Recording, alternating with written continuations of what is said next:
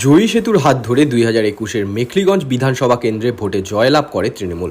এবার লোকসভা ভোটে তৃণমূলের ট্রাম্প কার্ড রেলগেটের ওভারব্রিজ তৈরির প্রতিশ্রুতি। জনগণের দীর্ঘদিনের ভোগান্তি তথা হলদিবাড়িবাসীর জ্বলন্ত সমস্যা সমাধানের আশ্বাস দিয়ে ভোট বৈতরণী পার হওয়ার লক্ষ্যে কাজ করছে তৃণমূল। তার ওই অঙ্গ হিসেবে শহরের মাঝে থাকা রেলগেটের ওপর দিয়ে ওভারব্রিজ তৈরি করার উদ্যোগকে দিদির গ্যারান্টি বলে প্রচার করা হচ্ছে। সেই বিষয়ে মাইক যুগে প্রচারের পাশাপাশি তৃণমূল ছাত্র পরিষদের নেতাকর্মীরা লিফলেট ছাপিয়ে জনগণের মধ্যে বিলি করছে।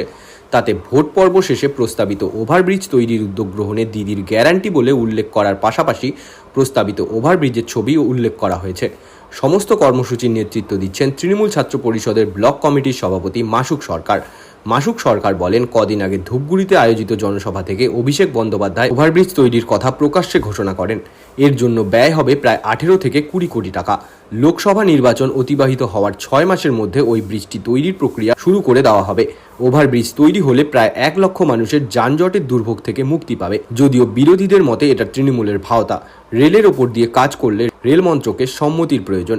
ইচ্ছে করলেই রেলের জমিতে কাজ করা সম্ভব নয়। মানুষ সব বোঝে, তাই তৃণমূলের ভাওতা লোকসভা ভোটে কোনো প্রভাব ফেলতে পারবে না। প্রচারের মাধ্যমে মানুষের মধ্যে জানিয়ে দিচ্ছে এটা খুশির সংবাদ যে দীর্ঘদিনের আমাদের হলদিবাড়িবাসীর অপেক্ষা ছিল যে আমাদের রেল লাইনের যে অসুবিধাটা, যে দুপাশটা ভাগ করে দেয় স্কুল সময় অফিস সময়ের মাঝে যে আমাদের একটা বড় সমস্যার সম্মুখীন হতে হয়, সেই সমস্যার সমাধান করেছে এবং আমাদের গ্যারান্টি দিয়েছেন আমাদের সর্বভারতীয় তৃণমূল কংগ্রেসের নেতা এবং সাংসদ ডায়মন্ড হারবারের অভিষেক ব্যানার্জি। আমরা এই বিষয়টি নবান্নের কাছে তুলে ধরেছিলাম, যার কারণে তার সমাধান সূত্রে এই ওভারব্রিজ করে দিয়ে তারই প্রচার করছে।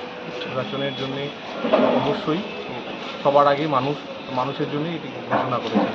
সাধারণ মানুষের সুবিধার্থেই আমাদের সরকার সবসময় কাজ করে আসছে, আগামীতেও করবে। আপনার পরিচয়? আমি মাসুক সরকার, হলদিবাড়ি ব্লক তৃণমূল ছাত্র পরিষদের সভাপতি।